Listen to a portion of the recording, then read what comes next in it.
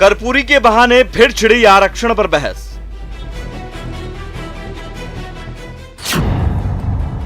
आरक्षण में संशोधन पर एनडीए में आर पार। तो संशोधन करने की यह जरूरत है कि अगर एक व्यक्ति को पढ़ाई और नौकरी में आरक्षण का लाभ मिल चुका है और उसकी आर्थिक स्थिति सुधर गई है, तो अगली पीढ़ी को उसका आरक्षण न मिले। ये उसी जातियों में अन्य ऐसे लोगों को मिले जिनको कभी आरक्षण का लाभ नहीं मिला।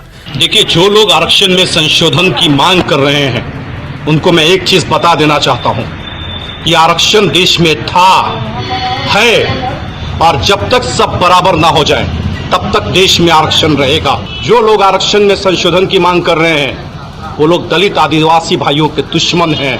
ऐसे लोगों को समाज से बचना चाहिए। क्या बोलेंगे, ये लोग तो आरक्षण विरोधी पार्टियों के साथ हैं। बीजेपी आरक्षण समाप्त करना चाहती है, जेडीयू बीजेपी के गोद में बैठी है, तो ये बोलेंगे क्या? इनकी मजबूरी है, ये बोल रहे हैं। सीएम नीतीश ने की अति पिछड़ों को आरक्षण देने की मांग। हम लोगों के यहाँ तो जो पिछड़े वर्ग के लिए आरक्षण है उसमें पिछड़ा वर्ग और अति पिछड़ा वर्ग दो अलग आइडेंटिफाइड है। ये जननायक कर्पूरी ठाकुर जी की सरकार ने उन्होंने ये काम किया, वो चल रहा है।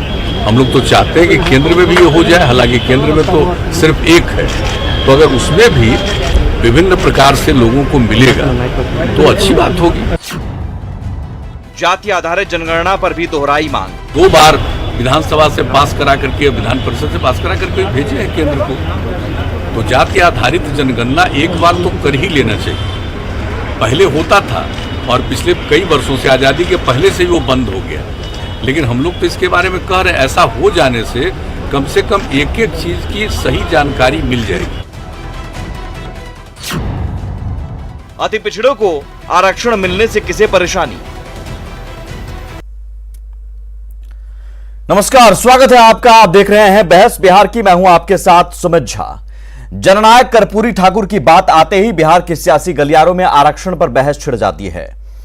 जननायक कर्पूरी ठाकुर की जयंती हो या फिर पुण्यतिथि, उन्हें याद करते करते नेता अति पिछड़ों का जिक्र करने लगते हैं, आरक्षण का जिक्र करने लगते हैं, क्योंकि राजनीतिक दल जननायक कर्पूरी ठाकुर को इसी चश्मे से भी देखते हैं।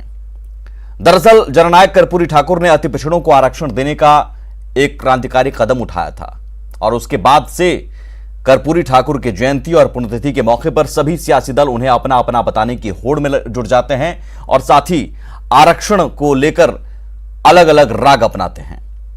पुण्यतिथि आज है और ऐसे में एक बार फिर से आरक्षण को लेकर नई बहस छिड़ गई।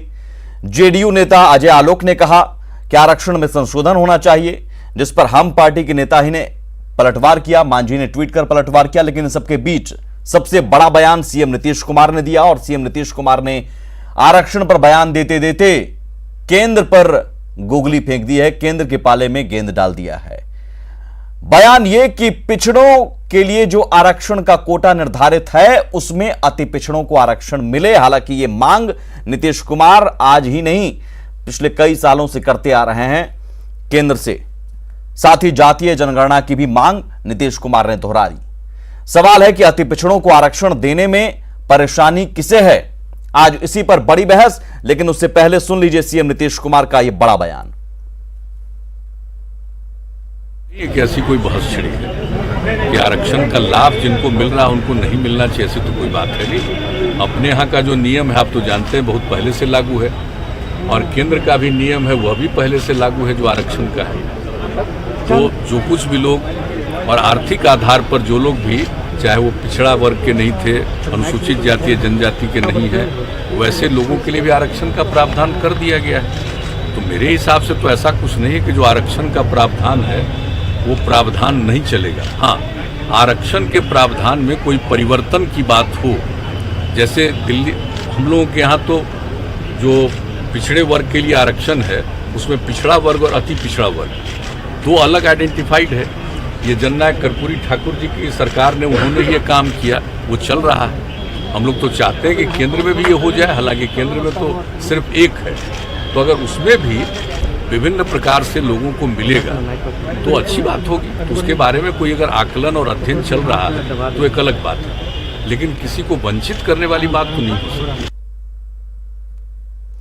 और हमारे साथ जो खास मेहमान मौजूद हैं, सबसे पहले आपका उनसे परिचय करवा दें। हमारे साथ निहोरा यादव हैं, जेडीयू के नेता, आनंद माधव हैं, कांग्रेस के नेता, और रामसागर सिंह हैं बीजेपी की ओर से। स्वागत है आप सभी मेहमानों का।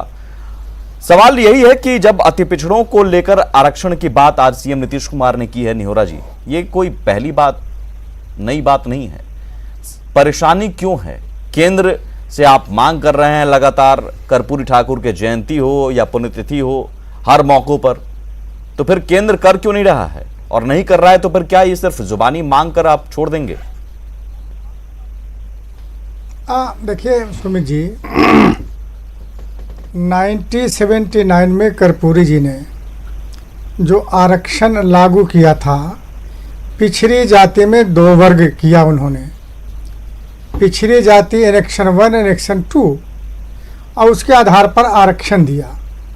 मंडल कमीशन जो लागू हुआ तो उसके बाद बिहार में भी वही पद्धति अपनाई गई, अति पिछड़ा और पिछड़ा एनेक्शन 1, एनेक्शन 2, इसके आधार पर आरक्षण दिया गया। चूँकि यही हालात पूरे देश में लागू हो, केंद्र में लागू हो, ये मांग करना मुझको लगता है बिल्कुल ही मुख्यमंत्री जी की उचित है। हम लोग भी चाहते हैं, और बिहार ही नहीं देश के चाहते हैं तो परेशानी क्या है? मांग तो आप लगातार करते आ रहे हैं, तो फिर मांग पूरी क्यों नहीं हो रही है? एनडीए में तो आप हैं ना, तो सहयोगी हैं। नहीं, उसकी प्रक्रिया है। नहीं, हम सहयोगी केंद्र में अभी तक नहीं है, हम मंत्री वहाँ नहीं हैं। अच्छा, हमारा मांग है, हम लोग चाहते हैं कि केंद्रीय स्तर पर भी पिछड़े वर्गों का 2 पार्ट हो, एक पिछड़ा और अति पिछड़ा वर्ग, उसके आधार पर आरक्षण। क्या परेशानी है रामसागर जी? ताकि जी कोई परेशानी नहीं है सुमित झा जी। हमारी पार्टी, जब राजनाथ जी यूपी के चीफ मिनिस्टर थे, उस समय भी वहां लागू करने का कोशिश किया गया था, लेकिन फिर सरकार वहां चली गई थी। और अभी केंद्र में भी कमेटी बनी हुई है, उसका अध्ययन किया जा रहा है। निश्चित रूप से हमारी पार्टी भी चाहती है कि केंद्र में भी ये फार्मूला लागू हो, और लागू किया जाएगा। नहीं, ये अध्ययन चल रहा है साहब 2017 से, आपको पता होगा ही। 2017 से अध्ययन की रिपोर्ट पता आ है। गई है, अध्ययन की रिपोर्ट भी आ गई है। नहीं, रिपोर्ट आ गई है तो फिर उसको लागू भी किया जाएगा। अगर बात आ गई है आगे, अध्ययन का रिपोर्ट आने के बाद, आनंद माधव जी, आपको लग रहा है कि सिर्फ मांग दोहराने भर से आरक्षण ये लागू हो जाएगा पिछड़ों के लिए, या फिर ये महज एक सियासी नफा नुकसान के लिए बनाने का कोशिश किया जाएगा और उसको लागू किया जाएगा? आनंद माधव जी, देखिए, ये जो जी ये पूरी राजनीति जो है, ये जो बयानबाजी जो हो रही है आरक्षण के ऊपर में, तो इसमें देखना ये होगा कि भाजपा शुरू से इस बात का कुचक्र रच रही है कि किस तरह से आरक्षण की जो व्यवस्था है उसको ख़त्म की जाए। इसका कई संकेत मिल चुका है। उत्तराखंड में भी जो उन्होंने सुप्रीम कोर्ट में दलील दिया था, वो सबके सामने में है। और अब यह कहेंगे कि ये तो आवाज़ जदयू की तरफ से उठी। जदयू क्या है कि वही कर रहा है जो ऊपर से उनको संकेत मिल रहे हैं, क्योंकि आप जानते हैं कि जो हमारे माननीय मुख्यमंत्री जी अभी नीतीश कुमार, जो उनकी सरकार है, वो कितनी बेबस और लाचार सरकार है। तो उनको उनके पल्ले में डाल के कुछ बातें जो है वो लाना चाह रहे हैं। वास्तव में ये है कि इस देश में जो परिस्थितियां बन रही है, उस परिस्थितियों में दलितों और महादलितों के लिए कहीं कोई जगह बचने वाली। बताइए निहोरा जी, निहोरा जी, ये सिर्फ राजनीतिक तौर पर सुमित जी, ये पिछड़े की बात करते हैं, लेकिन पिछड़ा आयोग ये बनाए हुए थे, लेकिन संवैधानिक दर्जा नहीं दिए थे। इनकी भी सरकार थी यूपीए में, जिसमें आरजेडी भी था, कांग्रेस भी था, लेकिन दर्जा नहीं दिया था। नरेंद्र मोदी जी ही आकर करके पिछड़ों के लिए उसको संवैधानिक दर्जा दिया गया है, संवैधानिक दर्जा दिया गया है। और हमारे अटल बिहारी वाजपेयी महादलित और दलित का जो बात कर रहा है, प्रमोशन में रिजर्वेशन, माननीय अटल बिहारी वाजपेयी जी जब प्रधानमंत्री थे तब प्रमोशन में रिजर्वेशन दिया गया था। दीजिए आनंद माधव जी, हमारी पार्टी आगे बढ़ करके आपने क्या किया? पिछड़ों के लिए आगे बढ़ करके काम करते रहिए। और जो किया, जनता भी सबसे ज्यादा सर्वविदित है, MP और MLA भी जिता करके दे रही है। ठीक है, उसको इन्होंने जो है अब इसका रूप दिया, लेकिन ये समझने की जरूरत है कि बातें जा कहाँ रही है और जा कैसे जा रही है। ये लोग कर्पूरी ठाकुर जी के नाम पे ये लोग राजनीतिक रोटी सेकने की बात करते हैं। कर्पूरी ठाकुर जी को 5 साल शासन तो इन लोगों ने करने दिया ही नहीं, और ये बात कर रहे हैं उसके ऊपर राजनीतिक रोटी सेकने की। कर्पूरी ठाकुर जी को कप्पी ठाकुर कौन कहा करते थे, ये भी जरा खुलासा कीजिए ना। समझना होगा इन लोगों को कि कथनी और करने में कितना फर्क है। दरअसल है क्या कि जो सच्चाई ये है कि इन लोगों का जो अभी की जो परिस्थिति है, इस परिस्थिति में जो मूल मुद्दे हैं लोगों के सामने, उन मूल मुद्दों पे तो ये कोई चर्चा करनी है। आनंद माधव जी, देखिए यूपीए के समय में आपने भी कुछ नहीं किया, यूपीए के समय में आपने भी कुछ नहीं किया। आनंद माधव जी, देखिए यूपीए के समय में आपने भी कुछ नहीं किया, नहीं किया है। जो स्थिति जो देश के सामने है आनंद माधव जी की कांग्रेस ने क्या किया। आप सब लोगों को बोलने का इस ढंग से अधिकार मिला, वो आपके कांग्रेस के सरकार के कारण मिला। जिस ढंग से आप बातें कर रहे हैं, बताइए अति पिछड़ों को क्या किया आपने? ये आप भी दे सकते थे आरक्षण। कुछ कहना चाहता हूँ, नहीं, सामान्य वर्गों के लिए भी हमारी सरकार ने किया, पिछड़ों के लिए हमारी सरकार ने किया, दलितों के लिए भी हमारी सरकार ने किया। पिछड़ा कोटा में अति पिछड़ों की जो बात आज हो रही है, नीतीश कुमार मांग कर रहे हैं, बीजेपी ने नहीं किया, चलिए ठीक है, अभी तक कांग्रेस ने भी नहीं किया है। इनकी केंद्र में भी सरकार इनकी है, राज्य में इनकी सरकार है, करे ना। ये बाहर में मीडिया को स्टेटमेंट दे रहे हैं, ढोल बजाने से क्या जरूरत है। इनके पास ऊपर में पूरी ताकत है इनके पास, और अभी राज्य में भी इनकी सरकार है। तो ये जो सिर्फ लोक लुभावन बातें जो कर रहे हैं, इसको धरातल पे ना, इसको किसी ने रोका है क्या? किसी ने विरोध किया है क्या? रोका? परेशानी किसे है? चलिए हम लोग सुमित जी थोड़ा पीछे हम लोग चर्चा कर लें। देश के आज़ादी के पहले भी और देश के आज़ादी के बाद भी आरक्षण की मांग इस देश में चलते रहे। देश की आज़ादी के बाद आप भी जानते हैं कि किसकी सरकार थी, लेकिन काका कालेकर आयोग बनाया गया दबाव में।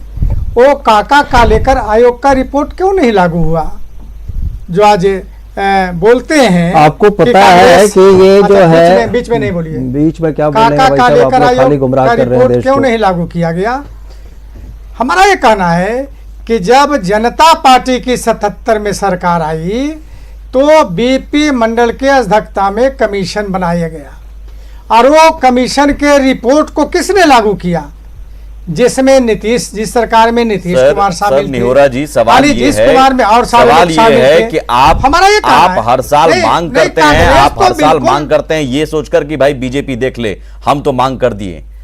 आपने क्या बीजेपी के सामने कोई पुरजोर तरीके से मांग रखी है अभी तक? बीजेपी के नेता कह रहे हैं अध्ययन हम कर रहे हैं, अध्ययन की रिपोर्ट है। सुमित जी, मांग रखने का जरूरत ही नहीं है, और ऑलरेडी बीजेपी भी इस रास्ते पर आगे बढ़ी हुई है। हम तो बहुत सारे मांग करते हैं बिहार के सहायता के लिए। वही तो कह रहे हैं कि आप सिर्फ मांग करते हैं। आप पटना यूनिवर्सिटी को केंद्रीय विश्वविद्यालय का दर्जा देने की मांग करते हैं, नहीं मिलता है। विशेष राज्य का दर्जा मांगते हैं, नहीं मिलता है। पिछड़ों को कोटे में अति पिछड़ों के लिए आरक्षण की मांग करते हैं, नहीं मिलता है। जातीय जनगणना की भी मांग करते हैं, वो भी विधानमंडल से प्रस्ताव पारित है, वो भी, उस पर भी बीजेपी अभी चुप है। मिल गई ना सुमित भाई, बस संतोष है इनको, हम रखेंगे। आप सिर्फ मांग करते रहते हैं, आप सिर्फ मांग करते रहते हैं निहोरा जी, ये दिखाने के लिए कि साहब हम तो हैं, मांग कर रहे हैं, है ना, लेकिन गठबंधन में भी है। के लिए नहीं, सुमित जी, मांगने का भी जरूरत नहीं है। कहां मिल रहा है, कहां मिल रहा है? अच्छा, मुझे मृत्युंजय तिवारी जी जुड़ गए। मृत्युंजय तिवारी जी, मैं आपके पास आता हूं, लेकिन उससे पहले जरूरी है दर्शकों को बताना, वैसे अध्ययन की बात बार बार कर रहे हैं रामसागर जी। एक से निहोरा जी रुक जाइए। रामसागर जी, जिस अध्ययन की आप बात कर रहे हैं ना, उस अध्ययन की रिपोर्ट आ गई है। शायद आपको पता नहीं है, मैं लेकिन दर्शकों के लिए जानकारी के लिए दे दूं, और आपको भी पता होना चाहिए। ये बहुत ही चौंकाने वाला खुलासा है, बहुत ही चौंकाने वाली रिपोर्ट है, और इस रिपोर्ट के आधार पर तो तुरंत आपको कदम उठाना चाहिए पिछड़ों में, अति पिछड़ों के लिए आरक्षण की। रोहिणी आयोग, जस्टिस रोहिणी आयोग का गठन हुआ था 2 अक्टूबर 2017 को। ग्राफिक्स चलाइए। पिछड़े वर्ग के आरक्षण पर रोहिणी आयोग की रिपोर्ट आ गई है, और इस रिपोर्ट के मुताबिक ओबीसी को मिलने वाले 27% आरक्षण का 1/4 लाभ सिर्फ 10 जातियों को मिला है, सिर्फ 10 जातियों को मिला है। अंदाजा लगाइए, 27% आरक्षण का 2/3 लाभ सिर्फ 37 जातियों को मिला। 3/4 आरक्षण का लाभ महज 100 जातियों को मिला। यानी सेंट्रल लिस्ट में 2633 जातियां हैं, इनमें बाकी 2400 86 जातियों को 5वें हिस्से का सिर्फ मलाई मिला है, 5वें हिस्से का। और सबसे चौंकाने वाली बात है कि लगभग 1000 जातियां ओबीसी आरक्षण के लाभ से वंचित रहा। 1500 जातियों में 994 जातियों को तो 27 में सिर्फ 2.68% आरक्षण मिला। लिस्ट की बाकी 983 जातियां लाभ से पूरी तरह वंचित रही। अब इस आधार पर आयोग ने प्रस्ताव भी दिया है कि 2633 ओबीसी जातियों को 1, 2, 3, 4 उपश्रेणी में डालने का प्रस्ताव दिया गया है, जिसे क्रमशः 2, 6, 9 और 10% आरक्षण दिया जाए। 2 अक्टूबर को जो जस्टिस जी रोहिणी की अध्यक्षता में, दिल्ली हाईकोर्ट की पूर्व जस्टिस जी रोहिणी की अध्यक्षता में आयोग गठित किया गया था, उस आयोग की रिपोर्ट है ये। अब अंदाजा लगाइए कि जो 27% आरक्षण की बात की जा रही है पिछड़ों के लिए, उस आरक्षण में भी स्थिति यह है कि सिर्फ 10 जातियों को 1/4 का लाभ मिल रहा है। रामसागर जी, अब किस बात का इंतजार है? जो मैं फिर बताना चाहता हूं कि ये हमारी सरकार ही थी जो इसकी चिंता भी की और कमेटी बना करके अध्ययन करवाई। अब जब कमेटी का रिपोर्ट आ गया है, मुझे भी पता था कि कमेटी की रिपोर्ट आ गई है, अब जल्द से जल्द कंसेस करा करके भाजपा और इसको लागू करने की बात होगी। बताइए मृत्युंजय तिवारी जी, मृत्युंजय तिवारी, नीतीश जी मांग कर रहे हैं, मृत्युंजय तिवारी जुड़ गए हैं, उनको अब देर से आया है लेकिन बोलने का मौका दिया जाए। मैं सिर्फ एक लाइन सुमित जी कहना चाहूंगा। ये भाजपा की सरकार है जिसने उत्तराखंड में सुप्रीम कोर्ट में हलफनामा दायर किया जिसमें सरकारी नौकरियों में आरक्षण का कोई फंडामेंटल आदिवासियों को नहीं है, दलितों को नहीं है, ये इन्होंने दायर किया था। और आप ये समझ लीजिए। और मैं इसका जवाब ले लूंगा, लेकिन मृत्युंजय तिवारी जी, ये रिपोर्ट आपने देखा, मानसिकता तो पूरा देश आपकी मानसिकता जानती है कि इस रिपोर्ट के आने के बाद भी क्या अति पिछड़ों को आरक्षण देने में किसी को कोई परेशानी है? तो कैबिनेट मिनिस्टर भी बोल रहा है आरक्षण में। बोलिए। देखिए सुमित जी, ये जग जाहिर है कि भारतीय जनता पार्टी एनडीए आरक्षण विरोधी है। इसके लिए ज्यादा चीखने चिल्लाने की जरूरत नहीं है। भारतीय जनता पार्टी जो दलितों, वंचितों, शोषितों की विरोधी है, इसके लिए बताने की क्या जरूरत है? आरक्षण की लड़ाई कौन लड़ रहा है? पिछड़ों का शोषण ये किए, पिछड़ा वर्ग आयोग बनाए, लेकिन संवैधानिक दर्जा नहीं। बोलने दीजिए मृत्युंजय तिवारी जी को, बोलने दीजिए रामसागर जी। अब जो हम लोगों ने पहले भी, हमारे नेता आदरणीय लालू प्रसाद जी, तेजस्वी यादव जी, हमारी पार्टी लगातार कहती रही है कि जातीय जनगणना प्रकाशित करो। बीजेपी के, जेडीयू के मित्र बैठे हुए हैं, इनसे पूछिए जातीय जनगणना प्रकाशित क्यों नहीं हो रही है। नीतीश कुमार ने तो आज फिर से वो मांग चल जाएगा, पोल खुल जाएगा। नीतीश कुमार ने फिर से वही मांग दोहराई। 10 तक तो आप ही सत्ता में थे। बोले हम तो अभी आए हैं, थोड़ा बोलने दीजिए। 10 तक आप ही सत्ता में थे, क्यों नहीं किए थे? भाई कहाँ आप लोग चले जाते हैं? अच्छा, हम नहीं किए, आप कीजिए ना। बात जनता भी है ना, हम जनता के लिए काम करते हैं। तो जनता आपको जवाब दे रही है। आज किसी से भी पूछिएगा, देश दुनिया जानती है कि आदरणीय लालू प्रसाद जी हमारी यूएसपी है, हमारे नेता की। उन्होंने आरक्षण की लड़ाई लड़ी है, उन्होंने यार, उनके कारण आज आरक्षण है। क्या कह रहे हैं मोहन भागवत? अच्छा, आरक्षण का लालू जी दिलवाए। मोहन भागवत जी तो आरक्षण समाप्त करने पे लगे हुए हैं। अरे इनकी सरकार ने हलफनामा दायर किया। हमारी पार्टी थी। मुश्किल है भाई, सत्ता में बैठे लोग विपक्ष को बोलने ही नहीं देंगे तो कैसे चलेगा? मृत्युंजय तिवारी जी, आपको बोलने का मौका दिया जाएगा। मेरा सवाल है, अति पिछड़ों को आरक्षण देने में कोई परेशानी है आपको? किसी को कौन परेशानी होगा? जो सरकार में है वो किसको मांग कर 1993 में फिर क्यों खत्म कर दिया था? यही तो अब सुमित जी, या तो पूरा होलसेल में सवाल खत्म किया था, तब जवाब भी सुनिए होलसेल में। सवाल करते जा रहे हैं, जवाब तो सुन लीजिए। एक ही सवाल है, यही सवाल है। आपको पता है, ये बता नहीं, बहुत यही अच्छा है। हाँ, बहुत अच्छा कहे। हाँ, लीजिए तो अच्छा सवाल है, जवाब दीजिए। क्यों नहीं मिला? क्या कर रहे हैं? लागू किया, लालू कर्पूरी जी को भारत रत्न दे दीजिए।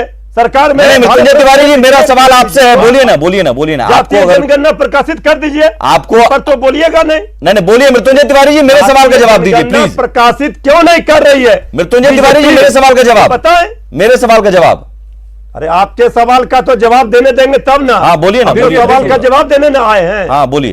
तो ये तो देख रहे हैं दोनों आदमी। बोलिए, कोई नहीं बोलेंगे भाई, कोई नहीं बोलेंगे प्लीज। कोई नहीं बोलिए।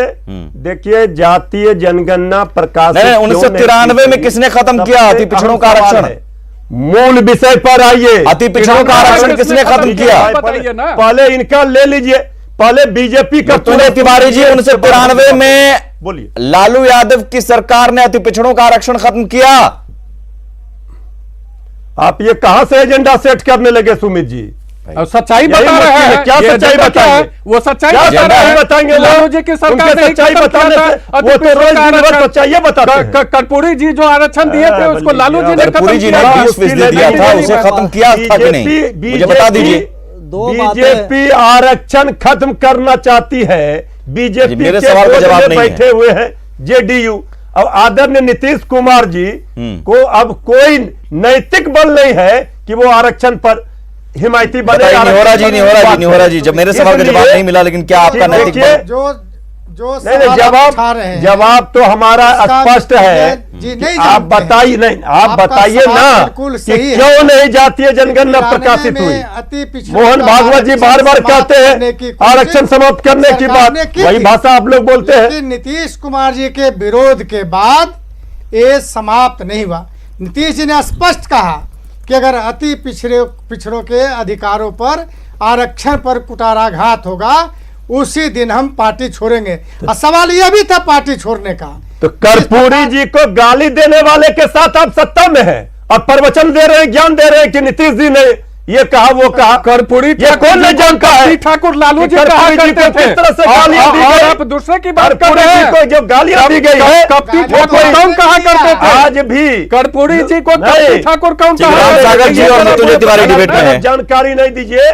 सुमित जी न्यूज 18 के जिम्मेवार चैनल पर गलत जानकारी बीजेपी वाले जेडीयू वाले दे के चले जाएंगे, जनता गुमराह हो जाएगी। जनता जान रही है कि आज आरक्षण विरोधी पार्टियों के साथ नीतीश कुमार जी किनके गोद में बैठे हैं। ये कौन लोग हैं? ये आरक्षण समाप्त करने वाले लोग हैं, आरक्षण का विरोध करने वाले। लेकिन मेरे सवाल का जवाब आप मृत्युंजय जी नहीं दे रहे हैं। अति पिछड़ों का आरक्षण समाप्त करने की कोशिश किसने की? सवाल का क्या जवाब दे बताइए ना भाई। सवाल का जवाब देने के लिए ना बैठे हैं। एक सवाल का जवाब हमारा दिलवा दीजिए कि जब कांग्रेस सरकार ने उत्तराखंड में सुप्रीम कोर्ट में हलफनामा दायर नहीं किया, तो भाजपा की सरकार ने सुप्रीम कोर्ट में हलफनामा दायर किया। जवाब दीजिए भाई रामसागर जी, जवाब दीजिए। कहा कि दलितों आदिवासियों को का ये फंडामेंटल राइट नहीं कि उनको जो है आरक्षण दिया जाए। ये बताइए, इसका सही जवाब है। भाजपा की मानसिकता ये स्पष्ट है। रामसागर जी जवाब दीजिए जल्दी से। रामसागर जी जवाब दीजिए। आप रोज प्रधानमंत्री जी हर एक बार ये कहते रहे हैं कि जब तक नरेंद्र मोदी भाई सुप्रीम कोर्ट में कहना जिंदा है तब तक आरक्षण कोई माइका लाल नहीं समाप्त कर सकता है। पब्लिक को ये बता रहे कोई माइका लाल समाप्त कर जाएगा। सुप्रीम कोर्ट में हलफनामा करते जा रहे हैं, कोई माइका लाल समाप्त नहीं कर सकता। ये हमारे नेता लालू प्रसाद जी के ही कथनी को ये अपने ऊपर ले रहे हैं। अच्छा हम लालू प्रसाद जी ने हम करवाए। जब तक लालू आयोग को संवैधानिक दर्जा हमने दिया, में रिजर्वेशन हमने दिया, और दिया, तो जनता फिर आपको रिजेक्ट क्यों कर रही है? आप तो हमारी पार्टी को सत्ता में बैठा रही है। हम दलितों पिछड़ों का काम कर रहे हैं, इसके लिए हमको बार-बार सत्ता में बैठा रही है जनता। आप सरकारी नौकरियों में आरक्षण फंडामेंटल राइट यानी मौलिक अधिकार नहीं है दलितों और आदिवासियों को। यह उत्तराखंड की भाजपा सरकार ने गलत बयानी मत कीजिए माधव जी। कोई किया है जो कि कांग्रेस की सरकार ने नहीं किया था। तो अच्छा, मैं आप चारों से एक सवाल करूंगा। देखिए आप चारों एक दूसरे पर टाल रहे हैं। मेरे सवाल का जवाब आप चारों से नहीं मिला है। मैं बारी बारी से एक सवाल चारों से करता हूं। ईमानदारी से दीजिएगा जवाब, ईमानदारी से जवाब दीजिए। एक सेकंड बीच में टोका टोकी नहीं सर। सुमित जी को ये बताइए, नीतीश कुमार को मांग करने की क्या जरूरत है? आनंद माधव जी एक सेकंड बारी बारी से सर। आनंद माधव जी, क्या अति पिछड़ों को आरक्षण देने में कोई परेशानी है? मेरा आज टॉपिक ये है।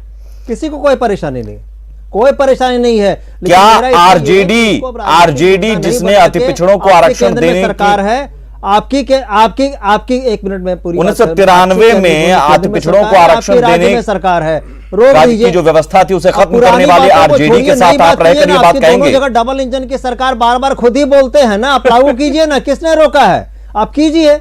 कोई विरोध करेगा तब ना, बिल्कुल कीजिए, हम लोग सहमत हैं उस पे। सहमत है ना? गलतियां की है उसको नहीं बताइए। चलिए, गलतियां हुई आपसे 1993 में गलतियां हुई थी। देखिए जो उस वर्ग को दबाने का काम किया है। रामसागर जी आप बताइए। अब रामसागर जी आपसे सवाल है, अति पिछड़ों को आरक्षण कब देंगे? नीतीश जी मांग करते रहे, कितनी बार उनसे मांग करते हैं? एक मिनट सुमित जी। हाँ, मैं आ रहा हूँ आनंद जी। हमारी पार्टी खुद इस विचार को, हमारी पार्टी खुद इस विचार को आगे। अच्छा, जातीय जनगणना कब जारी करेंगे? जातीय जनगणना इस बार जारी हो जाएगा? इस बार की जनगणना में, इस बार की जनगणना जातीय जनगणना होगी करके फिर करेगी। रामसागर जी, जातीय जनगणना इस बार होगी? कुछ नहीं करेंगे इनसे, ये खाली जो है महंगाई बढ़ाएंगे। एक और एक सेकंड, जातीय जनगणना इस बार होगी? बेरोजगारी बढ़ाएंगे, कुछ नहीं होगा। जातीय जनगणना होगी रामसागर जी। नीतीश जी ने एक और मांग रखी है, राजस्थान में ही है। रामसागर जी, नहीं हो पाएगा। रामसागर जी आवाज आ रही है। जातीय जनगणना, जातीय जनगणना, जातीय जनगणना होगी? कुछ नहीं होगा इनसे, बोलिए ना, पाएंगे ये नहीं होगी? नहीं, ऊपर बात हो रही होगी। अच्छा, क्या ऊपर बात हो रही होगी? हाँ ठीक है सर, बहुत शुक्रिया। बात होती रहती है, और जब जब कर्पूरी ठाकुर की जयंती और पुण्यतिथि आएगी, ऐसे ही बहस छिड़ती रहेगी। नेता आरक्षण का मुद्दा उठाएंगे, अति पिछड़ा पिछड़ों की बात करने लगेंगे। लेकिन सवाल है कि बार बार सिर्फ मांग दोहराने, बार बार सिर्फ बात करने भर से क्या वोट बटोरने की कोशिश होती है? आखिर आरक्षण देने की मंशा है तो फिर परेशानी क्या है? दीजिए आरक्षण अति पिछड़ों को। और अब तो रिपोर्ट भी आ गई है। नमस्कार।